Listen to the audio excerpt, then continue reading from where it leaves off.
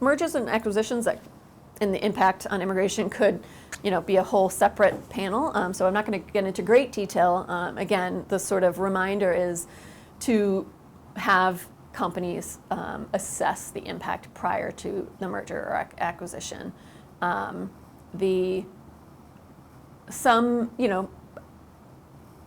Let's say there's 12 foreign national employees. There may be not any action for half of those employees, but there may be action required.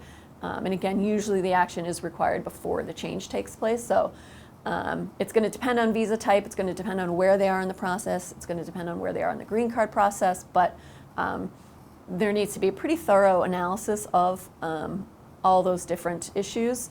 And it's also going to depend on the type of acquisition or merger it is. So just something to keep in mind if you're working with companies who are moving towards some sort of corporate change.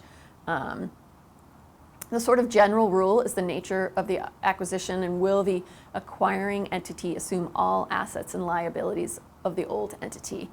And so there's sort of, if specifically for H1B employees, company A is acquiring company B, they're really just going to assume all of elements of company B.